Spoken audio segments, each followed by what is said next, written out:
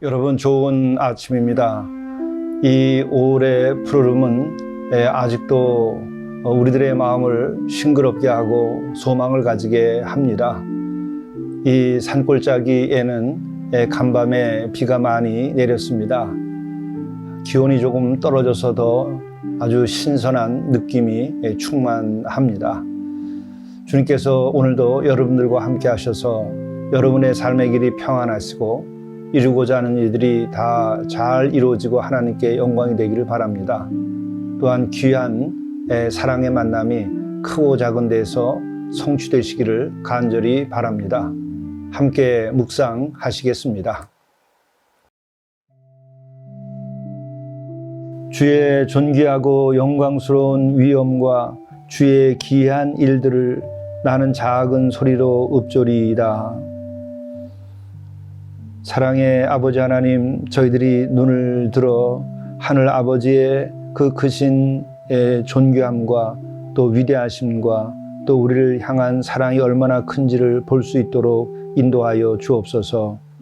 이 하늘과 땅을 지으신 분이 곧 주이시오, 또 오늘도 운행하시는 분이 주이신 것을 깨닫고 주 앞에 경외하는 마음으로 우리가 오늘 하루도 바르게 살아가게 도와주시고 은혜 가운데 살도록 인도하여 주옵소서.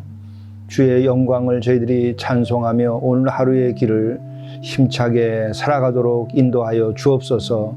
우리 주 예수 그리스도의 이름으로 간절히 구하옵나이다. 아멘. 로마서 9장 14절에서 18절까지의 말씀입니다. 그런즉 우리가 무슨 말을 하리요? 하나님께 불의가 있느냐? 그럴 수 없느니라. 모세에게 이르시되 내가 긍휼히 여길 자를 긍휼히 여기고 불쌍히 여길 자를 불쌍히 여기리라 하셨으니 그런즉 원하는 자로 말미암음도 아니요 다른 박질하는 자로 말미암음도 아니요 오직 긍휼히 여기시는 하나님으로 말미암음이니라. 성경이 바로에게 이르시되 내가 이 일을 위하여 너를 세웠으니 곧 너로 말미암아 내 능력을 보이고 내 이름이 온 땅에 전파되게 하려 함이라 하셨으니 그런즉 하나님께서 하고자 하시는 자를 긍휼히 여기시고 하고자 하시는 자를 완악하게 하시느니라. 이것은 하나님의 말씀입니다. 오늘 영성 일기를 통해서 우리에게 주시는 하나님의 말씀은 로마서 9장 14절부터 18절의 말씀입니다. 오늘은 하나님의 절대적 주권과 자비하심에 관련된 말씀입니다. 이 산마루 예수 공동체 이 해발 700m 되는 이 산골짜기에는 어제 비가 많이 내렸습니다. 이 아침이 그래서 훨씬 더 싱그럽고 아름답습니다. 그러나 기온이 오늘 많이 내려서 제가 스웨터를 입고 아침 산책을 했습니다. 참 이렇게 맑은 공기와 또 아름다운 이 산천을 여러분 모두에게 참 보여드리고 또 함께 누릴 수 있는 날이 또 속히 올 수 있기를 간절히 바라며 이 말씀을 오늘 나눕니다. 그런즉 우리가 무슨 말을 하리요? 하나님께 불의가 있느냐? 그럴 수 없느니라. 이 말씀은 어떤 맥락에서 하고 있는가 하면은 하나님께서 누구를 구원하시고 선택하는 일이 잘못된 것이냐? 다시 말하면 하나님께 불의가 있느냐? 하나님께서 그릇되게 행하신 것이냐? 그렇지 않다는 것이죠. 모세에게 이르시되 내가 긍휼히 여길 자를 긍휼히 여기고 불쌍히 여길 자를 불쌍히 여기리라 하셨으니, 그것은 출애굽기에 나오는 말씀을 인용하면서 사도 바울이 지금 이야기하고 있는 것입니다. 하나님께서는 하나님 스스로가 절대적 주권을 가지고 불쌍히 여길 사람들을 불쌍히 여기고 또 긍휼히 여길 사람들을 긍휼히 여기시는 것이죠. 심지어 구원에 대해서도 마찬가지입니다. 구원할 사람을 구원하시는 것이죠. 그것뿐만 아니라 하나님께서는 약속을 주실 때도 역시 마찬가지입니다. 하나님의 주권적인 그 절대적 영역에서 우리들의 어떤 조건을 보고 그것에 맞추어서 약속을 주신 것이 아니고 하나님께서 택하셔서 약속을 해 주신 것이죠. 아브라함이 대표적인 것이죠. 아브라함의 어떤 행위를 보고 또 그의 선함을 보고 그에게 약속을 한 것이 아니죠. 하나님께서 한 영혼을 들어서 쓰시고자 약속을 해 주시고 그 약속을 성취하셨죠. 이것을 통해서 하나님께서는 이렇게 약속의 하나님이시고 자비의 하나님이시고 긍휼의 하나님이시다라고 하는 것을 보여주신 거죠. 또 그것을 통해서 우리가 무자격자라 하더라도 하나님께서는 우리들에게 그런 약속을 주실 수 있다는 것을 계시하고 있는 것이죠. 우리는 이 같은 하나님이 가지고 계신 그 절대적 주권과 그리고 동시에 꼭 봐야 될 것이 있는데 그것이 뭐냐? 바로 하나님은 긍휼하시다. 하나님은 사랑이시다 하는 겁니다. 우리는 하나님께서 주권적으로 절대적인 존재로서 구원할 사람을 구원하고 긍휼히 여길 사람을 긍휼히 여기고 약속할 사람들에게 약속을 해주신다. 그러면은 불공정한 것이 아니냐 이렇게 생각하는 수가 있습니다. 그래도 우리가 행한 그 결과를 보고 선과 악을 따라서 그것을 기준으로 해서 그러한 은혜를 베푸신다면은 이성적이고 합리적이지 않겠느냐 이렇게 생각을 합니다. 그렇지 않기 때문에 하나님은 불의하신 것이 아니냐, 불공평한 것이 아니냐 이런 생각을 하는 것이죠. 그런데 한번 다시 생각해 보면 분명해지는 것이 있습니다. 우리들의 선함과 우리들의 행함이 정말 하나님 보시기에는 다 그게 그거고 또 심지어는 우리 스스로 자신을 돌이켜 보더라도 우리는 죄된 게 많고 부족한 게 많습니다. 불의한 것이 더 많습니다. 아무리 성자라 하더라도 죄인 아닌 성자가 없는 것이죠. 이런 면에서 시작을 하게 되면 하나님께서 그저 긍휼을 베푸시고 하나님께서 그저 약속해 주시고 하나님께서 그저 구원해 주시는 것이 얼마나 큰 은혜인가 하는 것을 알게 되는 것이죠. 바로 바울은 이와 같은 맥락에서 오늘 로마서의 말씀을 하고 있는 것입니다. 우리 출애굽한 무리들이 정말 그들이 하나님의 긍휼하심을 잊고 또 그들이 그렇게 구원받을 만한 행동을 한 게 있습니까? 그런 게 있는 게 아니죠. 그들에게는 약속이 그냥 일방적으로 주어져 있었고 또 그들은 어려운 가운데 너무 고통스러우니까 부르짖었던 것이지 그 부르짖음에 대한 응답이지 이스라엘 백성들이 특별히 애굽에서 무슨 더 선을 행하고 하나님 보시기에 아름다운 삶을 살았고 그런 것이 아니죠. 그런 이들에게 자비를 베푸신 분이 하나님이시니 하나님은 사랑이시고 하나님은 자비로우신 분이라는 거죠. 우리가 이런 맥락에서 하나님의 선택과 하나님의 구원과 하나님의 도우심을 우리가 믿고 생각하면서 감사히 살아야만 하는 것입니다.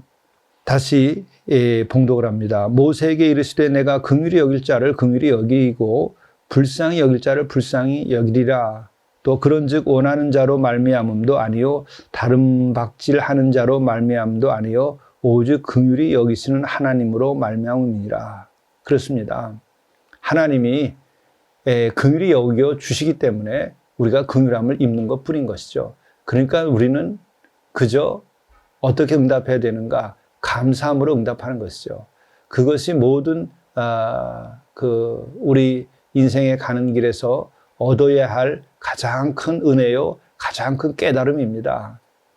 우리가 존재하는 것도 어떤 우리들의 선이 있어서 우리가 존재하는 것인가? 아닙니다. 하나님께서 천지를 지으시고 천하보다 귀한 목숨을 지어서 거저주신 것이죠. 이게 긍휼함을 우리가 처음부터 입은 것입니다. 문제는 우리들이 그 긍휼함에 대한 깨달음이 없고 하나님께 대하여 교만하여 불순종한 것, 그것이 문제인 것이죠.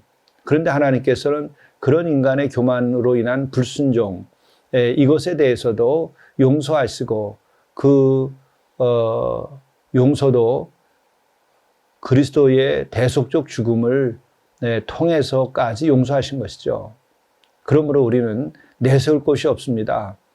그래서 우리는 감사할 따름이고 또 우리가 신앙생활을 한다고 하면 우리가 해야 될 것은 뭐냐? 그것은 다름이 아니라 하나님의 한량없인 은혜에 내 자신을 맡기고 우리가 주의 은혜 가운데에서 늘 평안과 그리고 또 긍정적인 생각을 가지고 무엇이든지 다 잘 될 것이라 그런 생각을 해야 됩니다. 그것뿐만 아니라 이미 받은 것이 넘친다 하는 것에까지 이르러야 하는 것이죠. 성경이 바로에게 이르시되 내가 이 일을 위하여 너를 세웠으니 곧 너로 말미암아 내 능력을 보이고 내 이름이 온 땅에 전파되게 하려 함이라 하셨으니 그런즉 하나님께서 하고자 하시는 자를 긍휼히 여기시고 하고자 하시는 자를 완악하게 하시느니라. 그렇습니다. 하나님께서 절대 주권을 가지고 우리를 구원하시고 긍휼히 여기고 은혜를 베풀고자 하시는 것이죠.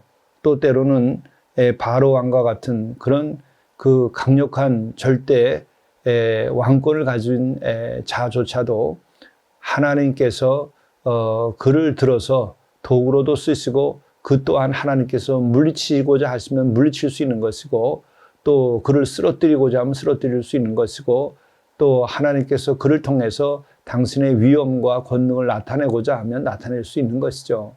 그러므로 우리는 항상 어떻게 신앙생활을 해야 하겠습니까? 그것은 바로 이미 우리에게 베푸신 은혜가 한량없이 크시다. 또 우리가 죄인 되었을 때 이미 예수 그리스도를 통하여서 우리를 구원하시고자 예수 그리스도께서 죽음까지 겪으시고 마침내 부활까지 하심으로 우리를 구원케 하셨다. 이와 같은 것이 얼마나 큰 은혜인 줄 우리가 알고 그 은혜 가운데에서 오늘을 살고 내일을 계획해야 됩니다. 그렇다고 한다면 우리는 단순한 긍정적 사고가 아니고 이 만물을 운행하시는 또 심판하시는 주권자이신 그 절대적 하나님의 그 빛 아래서 우리가 살아가게 되니까 우리들에게 있어서는 그저 단순한 불만이라든지 부정적 생각이라든지 또 그래서 우리가 적극적 사고방식이라든지 왜 우리들이 긍정적 사고를 해야 된다 이런 식의 이야기를 할 필요도 없습니다. 그것은 인간적인 작은 생각이죠. 그냥 은혜의 빛 아래 살면 사람이 어둠도 넘어서게 되고 고난도 이기게 되고 또 오늘 우리 자신들에게 주어진 어려운 일이나 소명도 능히 감당하게 되는 것이죠. 이 같은 믿음으로 나가는 것이 은혜의 삶입니다. 하나님은 죄인조차도 구원하셨고 또 예수께서는 죄인을 보고서 희망을 가졌기 때문에 죄인을 위하여 죽기까지 하신 것이죠. 그렇게 하나님은 긍정적인 것을 넘은 절대적 긍정을 가지고 계시고 또 그렇게 우리를 사랑하시는 것이죠. 이 같은 하나님의 은혜를 믿으며 오늘 하루의 길도 가시기를 바랍니다. 주님께서 여러분에게 긍휼을 베풀어 주시기를 바랍니다. 기도하시겠습니다. 사랑의 주 아버지 하나님, 하나님의 절대적 주권과 동시에 하나님의 무한하신 긍휼하심과 자비하심을 우리가 믿고 그 빛 아래서 살아가도록 인도해 주옵소서. 오늘 하루도 그 빛 아래서 이루어야 할 것을 이루게 하시고 또 극복할 것을 극복하게 하시고 또한 우리가 감사할 것을 감사하며 살아가도록 인도하여 주옵소서. 우리 주 예수 그리스도의 이름으로 간절히 구하옵나이다. 아멘.